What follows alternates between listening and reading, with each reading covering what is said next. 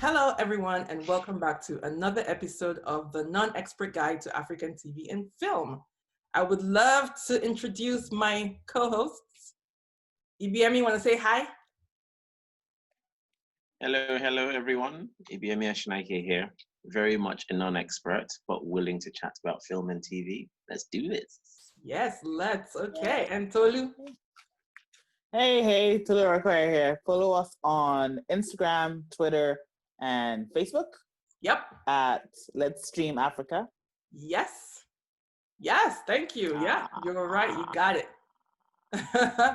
Okay, so today we are going to be talking about a film from Nigeria, The Lost Okoroshi.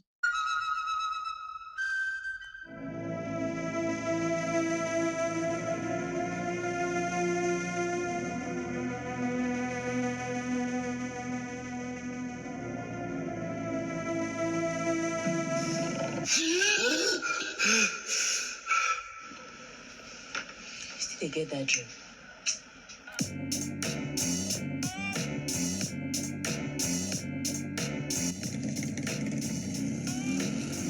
You come late to this office one more time.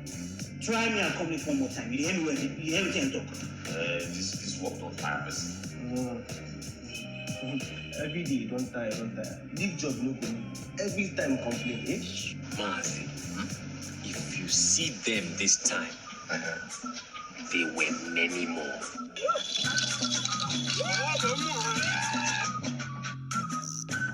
I want to advise you. Anytime when you see masquerade they come, no run. Stay, make them meet you. Those masquerades, they are our ancestors.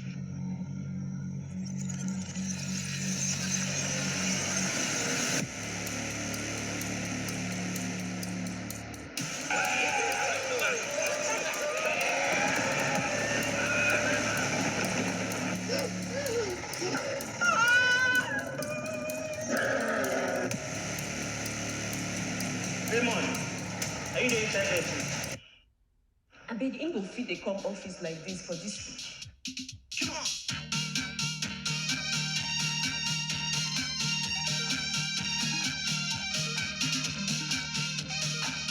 When the going is smooth and good, many people will be your friend.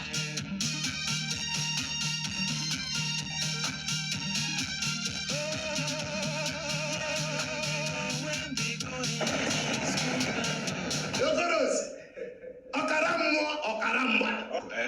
Hapugacha, just leave all this Pete Doche profile. Or home video can I clear.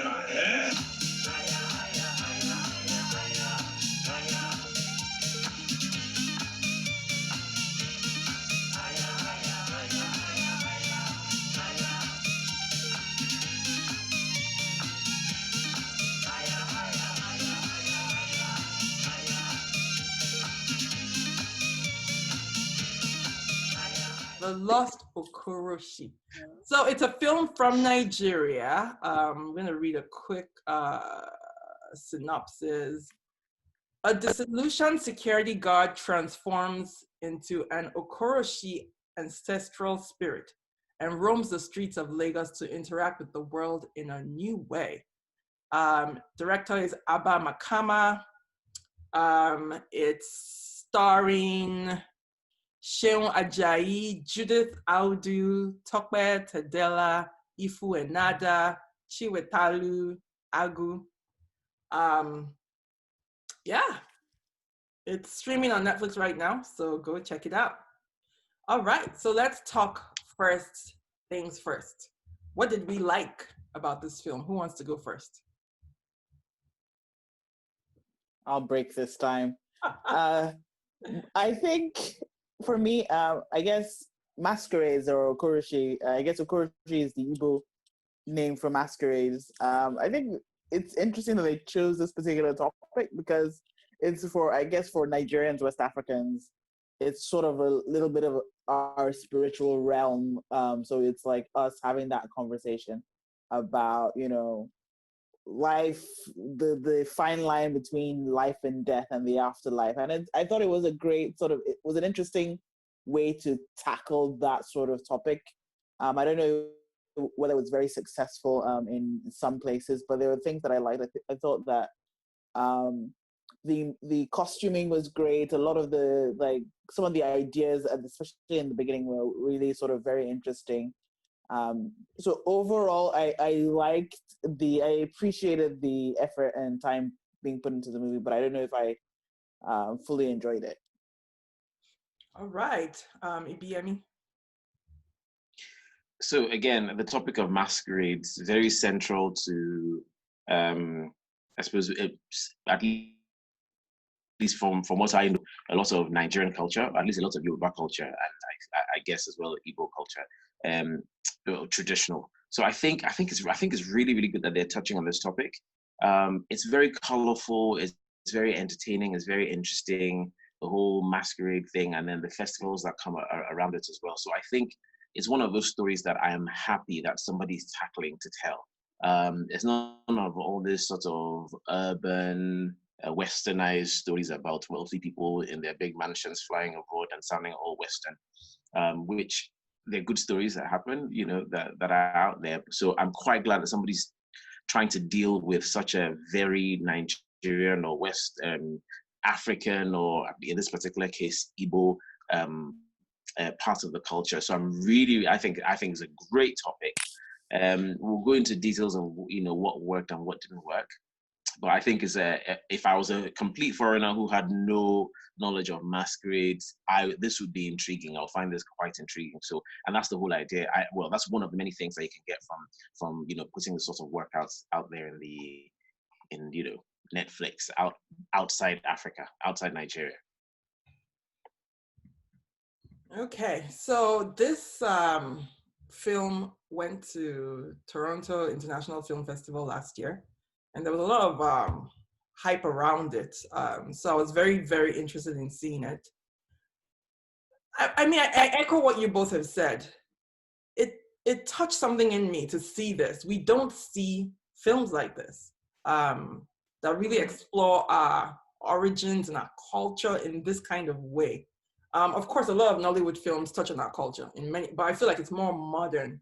And so to see this story that's unusual, it definitely, I don't know, it got my interest, I should say. You touched on something there, Lola, sorry to interrupt. No, okay. You said it's unusual. It's unusual from a story. It's unusual because it's not a story that is being told, but it's so commonplace in our culture, isn't it? There are festivals all over the place. It's actually nothing big or different or surprising or unusual in terms of the culture. So it beggars belief, therefore, that something that is so central, so common to our religious rites and festivals and all of that, this is the first time I'm seeing it being talked about as a central topic. I think that itself is quite telling, and almost I think it's slightly damning, to be honest, for our storytellers, that as this thing is common reach, it's now something, it's an uncommon story that we say to people. So the question is, are we ashamed of it? Do we think it's not worth something? Do we think have we belittled it so much because of our colonized mentality and culture? Has the West made it seem such an uninteresting topic that we don't want to talk about it? Or have they colored it with, it's of the devil, therefore you must abstain from it completely, so much so that we've lost a huge part of our heritage? So that's a great point that you make. And the thing is, how many of our storytellers actually know that life, though? Because I think there's a difference. For example, I grew up on a university campus. I know nothing about masquerades. I mean, of course, I know about masquerades. Do I know what festivals they come out in? Yeah, I know a couple maybe that I've heard, the most common, the biggest ones. But in our daily lives, because of education, right? And because many of us, many filmmakers, many storytellers are raised in bigger cities, how many people really know about these things? So it's common, right? If you live maybe in Ife town, or if you live in Ijebu-Ode, or if you live in maybe Nnewi, but if you grew up in Lagos, if you grew up in Ibadan, if you grew up in, I don't know, Port Harcourt, Calabar, do you know these things? You have a festival in Lagos, though, don't you? Yeah, but even if you live, how many people in Lagos have gone to an Ayo festival? I've never done it. And here's the thing. I think it's a valid question, But I think the answer to that is not okay, it's a valid excuse. I think the answer to that is, you said because of education. I would qualify that and say because of Western Western, education. thank you. Sorry, yeah, I meant Western education. Western education, and and the fact that it's been belittled, it's not been given the right of place. The fact that we don't know about it doesn't make it right. It's like language, like saying, oh, because a lot of us don't speak Ijebu, or rather because we don't speak Ijebu, therefore it's a good reason for us not to have movies in Ijebu. No, that means at some points that entire culture or way of communication, and in this case, entire sort of entertainment or religion or big parts of our culture will disappear because we've all been westernized. So I think for that reason, I think this movie is super, super important. Did I find it completely entertaining? I'm sure we're going to go into details of that. Was it brilliant storytelling or acting or whatever? That's another story. But I think they touched on very, very interesting things about the whole, I don't know whether they call it metaphysical or whatever, or at least the spiritual and religious interaction with real life, or I don't know what's the opposite of it, spiritual, not spiritual. The physical, they touched reality. a lot on the or reality, or they touch a lot on the interaction. And there are people that believe this. There are people who find this fascinating. So the one thing I really enjoyed about the entire project was the costuming. Costuming was fantastic. I loved all of the outfits. In fact, even the post in the credits, in the post film scene, that I literally was looking out to see, they brought all sorts of masquerade costumes. They did Nigerian ones, and they went into other foreign countries, and I thought it was really fascinating how they did that, and they just sort of drew that thread. So to me, I paid more. That was probably the most enjoyable part of the movie for me. Okay, all right. So let's go over to plot. Plot wise, it started off fairly fascinating because you have this character who is having recurring dreams of these masquerades, and then he has another one, and then he has another one, and then he has another, and it's the same scene over and over. We get it. I mean, we get it's the same scene over. We didn't need to relive every dream from beginning to end, and it got frustrating for me because I think I had 4 of those dreams, and I was just like, dude, it's okay. And then the story to me just felt this. It picked up plot points and then dropped them haphazardly. It picked up another there's this. Is he supposed to be an avenging figure? Is he supposed to be rescuing some? I mean, there were all these elements there, and then he gets caught up in some random guy ends up doing something at the end. And I'm just like, what is going on here? And it didn't really, there was a focus on, I think they spent too much time focusing on the wrong things instead of actually sort of moving the story along. This felt there were little vignettes of ideas that weren't quite stitched together properly to be able to really deliver a story that needed to be told. And I thought the ideas were really strong. They just didn't come together to have a proper narrative that had a beginning, middle, and end. That was interesting enough to really sort of be a full film. Ibiyemi, did you have something to say to that?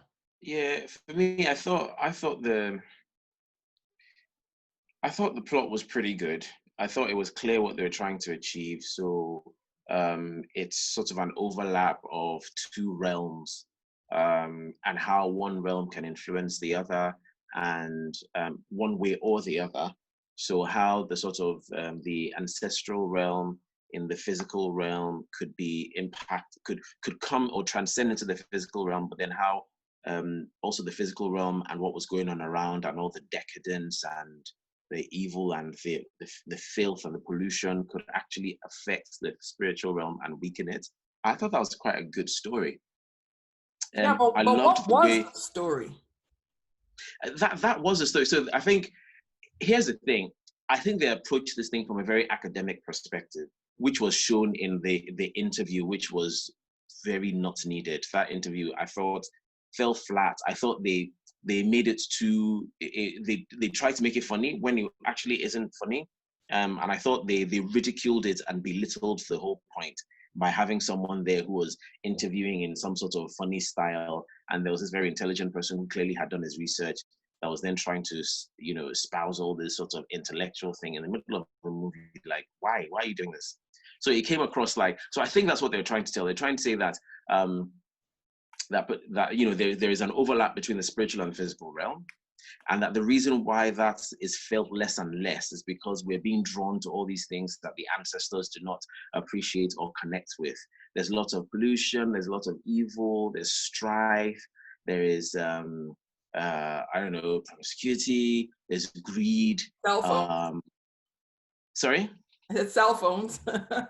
Well, yes, you know, and there was actual physical pollution. So the place was dirty and all of that. So I think the point they were trying to make was actually we would see a whole lot more of this overlap if it wasn't that the physical realm itself was so polluted in all ways, and humanity was so polluted. And that's why the ancestors can't get through. So for me, I thought, you know what, that's actually a really, really good story, because it sort of makes you yearn for days that you never knew, and you actually don't know whether those days really existed, where everything was pure, and you know, it really glorified an era where maybe our ancestors were worshiping some, and it made you think, oh well, actually maybe they did do something. Maybe these things were there to regulate society, and you know, and maybe they did live better lives because they were in touch with their ancestors through masquerades. Whilst personally I don't believe that, and I think that itself is a powerful thing to acknowledge. Like, personally, I don't believe that, but I found that theory quite interesting. What I would have preferred is for them to have told that story, potentially, and this is just me thinking, I don't know if it would have actually worked. Who am I? What do I know? If the professor or the whoever it was that was doing all that research, if he had been there at the start, and maybe he was giving a lecture to a room full of Westerners about this whole thing, and then he was saying, I'm going to talk about a case study, and then he now used, you know, that's the opening scene of some sort, and then starts to tell the story and be a narrator right through. I think that would have helped stitch things together a lot more, as opposed to trying to use the story, which was interesting in some bits and pieces, but I think kind of lost me in some places. There was one scene that really got me, and I thought it was quite powerful to the plot as well, was when Okoroshi went to the nightclub. I don't know, there was something beautiful about it. I'm even getting goosebumps now. I don't know if you guys felt anything in that. I just felt like, oh my goodness, these two worlds are not exclusive. For me, it wasn't like spiritual and physical. It was more like, I just saw the beauty of, you know, the kind of things that young people would enjoy in the Western world. And this old, ancient, forgotten, denigrated, and, you know, part of our culture or history that people don't really care for. And I saw the two of them side by side, and I'm like, oh my God, this is such a beauty to watch. Where he was there and he was dancing all the latest steps of the club, and all the girls were like giving him the. I was like, that scene for me was the best scene. And I think that scene is one thing that we can latch onto and say, how can we actually make this work? How can we take the beauty of our culture and, you know, not westernize it, but just, these two are not mutually exclusive. One is not better than the other. They are just different, and they are both quite rich. So for me, that was what the story was trying to, the film was trying to do. And I thought it did it well, but it wasn't very entertaining, was it? Yeah, it was very, you know, you had to want to watch it. Yes, yeah. It felt like the kind of films that you talked about in film school, you know, that you kind of, exactly. I felt like I had to watch it because we're going to have this conversation, but it didn't seem entertaining enough, which is quite sad, because it kind of was, but I was only watching it because I was forced to, if that makes sense. So for me, I thought the plot worked. I thought it was a good plot. We can talk about acting and script and all of that later, but I thought it was a good plot. I was feeling it in my shanana. Tolu, you're going to say something. So, Ibiyemi, let me ask you a question. This and Atlantics have some, like a familiar, I won't say similar, but familiar sort of African spirituality, dealing with, you know, spirits of the lost world, people coming back, or people, you know, transmuting or trans. So the thing, what is the difference between what was Atlantics able to do well that didn't necessarily translate to the Lost Okoroshi? That's a brilliant question, and I think it had to do with I think it has to do with the storytelling. They had a good story, I think, but I think it has to do with the storytelling. And of course, maybe, honestly, I'm not going to lie, I'm not an expert, so I can't really put my finger on it, but there was a gap, is all I can say. But there's something about if I tell you what the story was for Atlantics, it's simple. They went, they died, their spirits came back, and, their spirits went to see their girlfriends, and then they got, and you're like, okay, well, that's kind of a basic story. But the way it was presented, the music, the shots, the camera shots, the camera angles, I suppose the language as well, and the acting brought everything to life in Atlantics more than it did to this one. So for this one, I have a big problem with this Lost Okoroshi, where they were using ridiculous music as what do you call the music in movie? The score, maybe? The score. Yeah. Do you know they used Wagner? Who's Wagner? Classical music. They used the Dance of the Valkyrie. Oh yeah, I saw that in the credits. Yeah. That's ridiculous. Why? Why would you do? It made absolutely no sense whatsoever. First of all, you're talking about something that is completely and thoroughly African, and clearly you want to bring this to the fore, and you're using Dance of the, is it called Dance of the Valkyrie or whatever? But you're using, why? Like classical music that it didn't even bring anything to it. If they had used that, I think it's the flutes that the Igbos use, that dance, that thing, and the that would have been so much better. Yeah. Or they could have, I don't know what it was, but even a simple thing like that just kind of threw me. It was jarring, as opposed to Atlantics, where they used the mood, and I'm not even sure what the music was like in Atlantics, but there was something about it where they didn't have to say too much, but you got the mood. And just that was missing here. Yeah, to add to that with Atlantics, I feel like Atlantics didn't waste, well, except for the constant shots of the ocean, right? Which we complained. Somebody complained about that being too much. But I feel like they didn't waste screen time. The Lost Okoroshi, this whole going back to these ancestors dancing, the masquerades dancing, sometimes having the same dream over and over, I felt like that was wasted screen time. I feel like Atlantics, everything was moving the story along, everything that was shown, except for that constant going back to the ocean. And so for me, it was just better storytelling for me. Yeah. Just to answer Tolu's question. Definitely better storytelling. Again, I just didn't feel like the story was, I liked what they were doing. I didn't feel like the story was strong enough. I didn't feel like it was as compelling. And I got, at some point, I was just like, okay, I'm not even sure, what are we telling? So first of all, he didn't seem, I felt like I didn't get this. They keep describing him in the synopsis, right? As this disillusioned guard. And I felt like I was being told he was disillusioned, and I didn't really see it. Okay, yeah, so he's living in this kind of ramshackle, I don't know, house that he and his wife live in. And then he goes to work at this job that, I was just like, well, so what is your disillusionment or exactly? Is it that you don't have money? Yeah, what is it about? You complain at some point that people have their faces in their gadgets. So I kind of got that. And in the city, nobody talks to each other. But did you live in the village before? Like, where is that information coming from? His whole relationship with this chief guy, I didn't understand, I felt, what was going on. And that, for me, just made it not very compelling storytelling. Yeah, I think that the point of disillusionment was not necessary. Why did he have to be disillusioned? Yeah. And this is one of the things I really struggled with, was like really just understanding why him. Is it like, why was he the chosen? I mean, it could have been completely random, but it doesn't feel like it was a point. I think the disillusionment was supposed to make him more open to the spiritual realm or whatever. But it's just like, it felt like they wasted, like, instead of him sitting and drinking or playing whatever with this guy that ended up dying and leading him in, like, I don't get it. It was very annoying for me because there were just so many things that were just not followed through. And I think that's really why it feels kind of empty, because there isn't a lot of like interrogation of what was causing what, when, where, and how. So your plot really has to like come together and be stitched together really neatly to be able to like really drive home, like sell the narrative that you're telling. So even if you're doing, there has to be world building. I think that was what was missing. There was no world building. There was no character building. We just sort of threw everything in there. This guy is having these nightmares. He wakes up and so suddenly he's permanently in this position. I mean, in this thing, he's caning these people in the streets. Okay. Then he happens upon a prostitute that his boss was messing around with. Okay. he helps a prostitute out. Okay, prostitute is still prostituting. Okay, like what are all these things? He's still going out. He's dancing masquerades and getting money and giving to the prostitute. Okay, like, but all of these are ideas.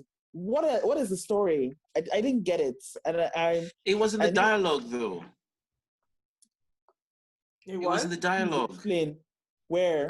It was, so that was the whole point of the chief. That was the whole point of that, is the older friend who was supposed to give him an insight into how the ancestors or the spirit realm interacts with the physical, and why there was a disconnect, and how he should embrace it.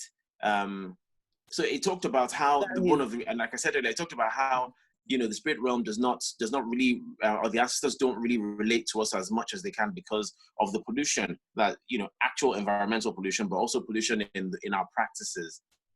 So yes, he's out there to entertain and, you know, be able to, okay, I'm here to, but then he sees a lot of evil, he gets involved in that, and after a while, the whole idea was that he loses his power and his strength because he gets too involved and because of all this pollution around him. So he tried to help the prostitute, but that didn't work out. So he lost, you know, he was dejected, lost some energy there. And then I think there was a shot where, you know, there was a few shots about where they lingered on refuse, like a huge refuse dump.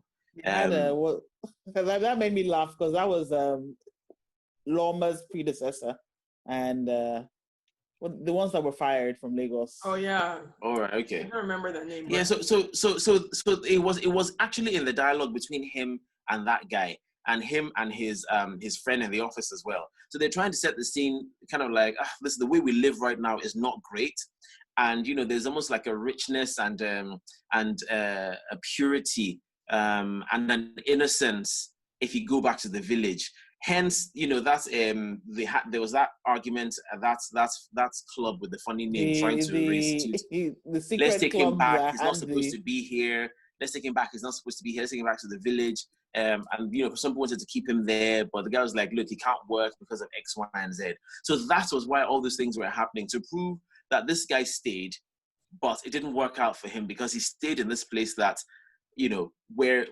those two worlds are constant loggerhead and they cannot interact the way they should. Well, I'm really impressed, Ibiyemi, because I did not get any of this. You went deep in this, like. Oh, bro, like I was there, fam. I was not, because to me, and I have to disagree. There's a lot of romanticizing about this village life that men, I have to point out, really do.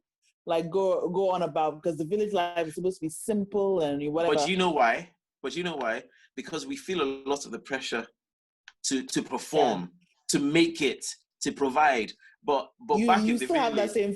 Yes, you have the same thing. You go and build the biggest house. You go and then you know what happens? Your wife is the one who ends up, when you retire to the village, your wife is the one who's still working, because she's still the one managing house, making sure people are fed, making sure people are clothed, things are still happening. Yes, so it's not a romanticization of village life. It's more perfect for one person than it is and the another. Thing is, it's not even perfect because even what we're discussing now is actually touched on in the movie.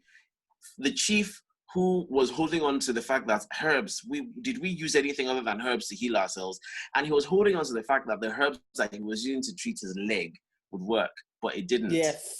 So so the point you're trying to make there as well. So, you know, we romanticize this thing so much and we think it's going to be great, and then it lets us down. Another thing that I think let this movie down is a lot of the information came in that interview between the professor and that person that was interviewing him, and they lost that because that guy was making it too funny. He was like, so what are you trying to say? No, let the guy talk. You know, I don't think they should have put it was essentially an interview in the middle of a movie, which I thought. But it was at the end.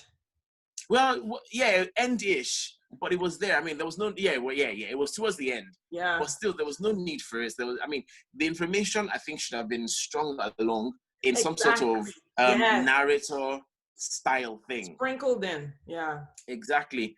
But I thought that was quite interesting. His and then his point that we're going to see a whole lot more of this, and then they cut to the friend who then started having the dream. So honestly, I think this is a really good piece of work. I think the storytelling wasn't engaging enough. I think that the filming and the directing wasn't tight enough.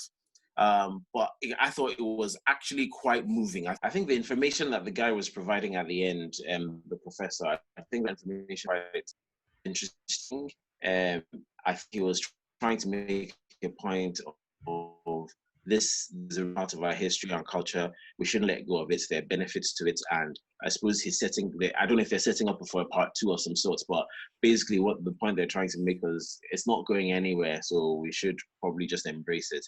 Also, I know there was another interview that was kind of snuck in there where they're talking about the opportunities that we have to actually make this a tourist or an opportunity for tourism and income for the country as well. So there are many benefits for the I suppose the world, or specifically Nigeria, if we sort of embrace this part of our culture, not necessarily the spiritual aspect, because I know we're all quite religious from in a Western anglicized way, but or mostly so. But I think there is a lot of benefit from focusing on this. I thought it was a good movie. It could have been more entertaining, but I thought it was a good movie. All right, cool. I mean, there are definitely things that you said now that make me go, oh, wow, okay. Like if I ever watched it again, I would look at those things differently. But I'm never watching it again. No. Ibiyemi raised a lot of good points, and they were like really interesting to try. But that movie just, oh my goodness. Oh, it just dragged. It just really dragged. Tolu, you were going to say something real quick about show and tell. So yeah, I think there was a lot of telling in the movie, and I guess the showing was supposed to be symbolic and we're supposed to be paying attention. But I don't think they were able to really sort of show us well enough what they were speaking about. And they spent so much time on all of these extraneous things instead of really making sure that we're telling a tight, story that, they're what they were trying to communicate got lost in a whole host of visuals that, I didn't think served the story or the film. Okay, thank you. Okay, so let's move on to the acting. How did we feel about the lead characters? Obinwa, who turned into the masquerade, who was played by Seun Ajayi, his wife, Nneka, played by Judith Audu, the professor, Tope Tedela, who I personally was just incredibly impressed by. But I feel like Seun Ajayi, and even though I don't know in this role, I don't know how I felt, but I feel like Seun Ajayi is a very strong actor. I feel like Tope Tedela is excellent. I mean, if you guys have seen Ojukokoro, I really loved him in that one.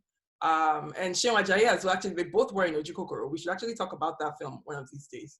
But yeah, really like Judith Audu, really like, especially when he turns into the masquerade, that scene where she's almost trying to enter the wall when she sees him, when she wakes up and sees him. I loved that. Even the guy who plays the funny guy, what was his name? Willy. I thought he was pretty good. I thought his instincts were right. But yeah, what do you guys think? I think the acting is the one thing that I think let this thing down a lot. What? Yeah. I thought the guy who played the masquerade, what's his name again? Seun Ajayi. Seun was very good. He was convincing. I thought he put a lot into it.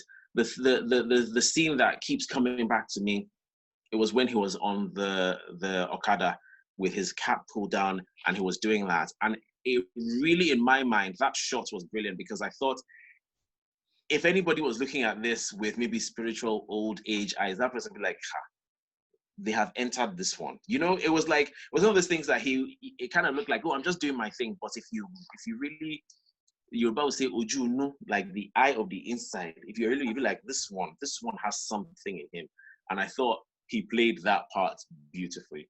But in terms of the other actors, I can't think of anybody. The chief as well, that his older friend didn't really have a lot to do, played the part well. I can't think of any other person. Oh, no, I tell a lie. The girl, the prostitute, I thought she was very good. Ifu Ennada.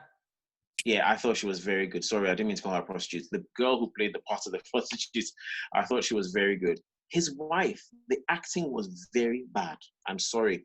But whoever directed that, no, I'm sorry. You see, when you don't wake up to a masquerade in your bed and enter the wall, and you're there doing this.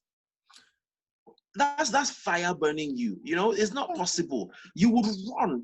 What are you talking in Nigeria? Well, No. I think people react in different ways. If you woke up to somebody, just a regular strange person in your bed as a woman, I mean, it's not even like, okay, but a strange person wakes up, I would be bashing the living daylights out of that.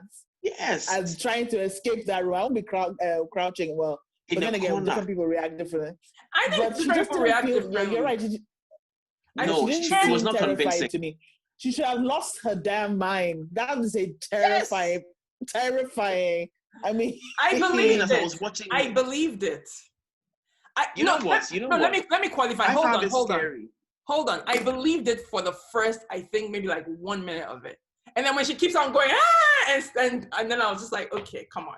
So initially, yes, I can understand you being shocked and not moving, right? I can get that. But then, again, though, he's in her way because it's a very small room. So I don't know if she's scared to get past him. I get that. But none of that was communicated in her acting. Exactly. It went on too long. Yeah. Do you know, I found that scene scary. And then she dampened it down for me. It stopped being scary because of her acting. Yeah. I would blame the director somewhat and all of that. There was another scene as well where she was on a chair. Okay, yes, when she brought him home, she sat him on a chair and then she sat down and he disappeared. And then maybe she looked up from her crying and he had gone. Did you see the way she fell on the floor? I'm sorry. I mean, I'm pretty sure she's a much better actress than what was in that movie. No, the acting there was poor. The guy that was supposed to be the funny guy as well, Willy. I don't know. It seemed very. No, it seemed very, very high schoolish. His acting. His character was funny, and I like the fact that his character. You know, one thing that the good choice they made there was that his character was clearly homeless and destitute, and that makes for a good candidate for somebody who just follow a masquerade around looking for a quick buck. So that was believable. I liked that. You know, but his character himself was no. His acting, I don't think, it wasn't bad, but it wasn't particularly convincing or great, to be honest. So those two people who I thought played major bits ish, I thought they let me down. The guy that killed Okoroshi in the end as well was just like, like this was like mid-90s thug acting, Nigeria thug acting. He felt like he came out of left field for me at some point, because I was just like, what is his business with all of this? I mean, they didn't really, I don't know if they built up that tension well enough for it to have that kind of payoff. Just in my opinion. Yeah, I don't know. Yeah. So for me, the acting let it down. Say that again.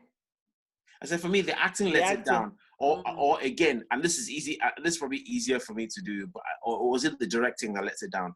Because there's just some things that when you look at it, that's not convincing enough for me. I'm sorry. And if I brought you on again, I don't know anything about this, so please. But if I brought you on as a director or a person who's making a movie and I'm filming something and that scene is not convincing, I should be able to pick it out and say, that's not convincing enough. Let's think about this. Let's think about your action, how to deal with this, what language you use, this, that, together. And then let's do it again. So for me, it's not so much that the acting wasn't great, which it wasn't, but it also fell on the person behind the camera. Did they not see this? In fact, there was the shots between. There were some bits, especially that part where she was crying, where it was clear that they cut two things together, because she was sitting in one particular position, saying and then the next thing kind of cut, and then she was sitting in another position. And it was kind of like Do you know what I mean? Even the continuity was bad. The continuity, even the cadence of her voice when she was at first scared. It was clear that they had cut it together. And it was jarring. I found quite a few of those scenes quite jarring, because it was clearly cut and paste. It got to a point that I was thinking to myself, is this deliberate? It was clearly cut and paste, and it just threw me. How That's the about last thing I'm going to say. how about Tope Tedela, the professor? He was good. I thought he was good. I don't know if he was the writer. Was he the writer? Was it his story? No, he wasn't. Nope. Yeah, I thought that was quite good. I thought it was a bit dull. Again, I wish he'd sort of been the narrator from the very beginning. So again, like I said, maybe he opens up with a room full of Igbo people that he's giving a lecture about, Lost Okoroshi, and then he tells the story. So he could have been there all the way through. Then I think the way he delivered it would have been more acceptable. It's not like it wasn't acceptable. I think it was good. I don't even know that. Just to quickly make that point, to your point, I don't even think it has to be a room full of Igbo people. There's a room full of Nigerians who know nothing about this stuff. He should, you know what I mean? Students, for example, Nigerian students. Yeah. That would even be sufficient. Yeah. But go on. Sorry. Yeah, but I thought he was okay. I thought his acting was okay. He seemed very empathetic. He did seem very intellectual and all that. I like the way he snuck the recording devices here and there. That was convincing. His office, the setting of his office was also convincing because I thought, well, okay, if there's one person that's going to understand what's going on here, it's this guy. So I liked what they did with that. I felt that was obviously it was quite deliberate with all the different carvings and all of that all over the place. And again, for me, I actually want those carvings now because I think I grew up in a house where we had a few of those things sort of hanging out as decorative pieces. And for me, it was quite nostalgic. I was like, oh, I wish I had some of these now. Let my house be very Afrocentric. Obviously, it's almost it won't be for religious reasons, so maybe that's even offensive in some circles. But I thought that office space and him in that office space worked. It was quite convincing. All right, let's wrap this up. Tolu, did you want to say something? Yeah, I didn't like his character because I felt there was a little bit of condescension for that sort of intellectual view of his character. His character was being played for humor. So for me, the whole movie came across as kind of like a dark comedy. It was supposed to be a dark comedy in place because there was a lot of humor strewn all over the place. But I don't know if I really appreciated his character because it was supposed to be this bumbling professor. I mean, you have him chasing down all these, and I didn't like it. Maybe it's just my viewpoint, but I didn't like the character. Bumbling? I thought he was supposed to be pretty competent. I didn't think he was bumbling. No, it was the guy that was interviewing him that was bumbling. I don't know who that guy was or why he was there. The guy that said, "Oh, look at my tie. I'm wearing an Adire tie or something ridiculous." Like no, it's the professor. The professor himself. I didn't. Okay, maybe because I felt that he was always his character was one step behind everything. So he's always chasing something. I don't know. And it just didn't, like, he was always trying to catch up. I don't think he ever caught up with the full story. I mean, he did eventually with the wife and all. We hear that in the sort of, like an epilogue almost. But I don't know. I didn't like it. I didn't like the character. How about the other actors? Anything else you want to say that hasn't been said? No, the wife was boring. The lead actor was fine. The lead actor did a decent job. The prostitute, the lady who played the prostitute was really good. And so I want to see his other work to see him like improve or do other things. Other than that, I don't think there was enough direction given to him for him to really like blow the movie out the. I agree. All right. Okay, let's wrap this up. Thank you very much. This has been a great conversation. We just talked about the Lost Okoroshi. Do you guys have any last words? Watch it, skip it. What do you think? Skip it. Watch it. 5 out of 10. If I'm going to give it a grade. Okay. All right. On that note, thank you so much. Again, follow us on Instagram. We are at Let's Stream Africa. Let's Stream Africa. Facebook, we're the non-expert guide to African TV and film. We also have a YouTube channel, the non-expert guide to African TV and film. See you next time. Bye. Bye.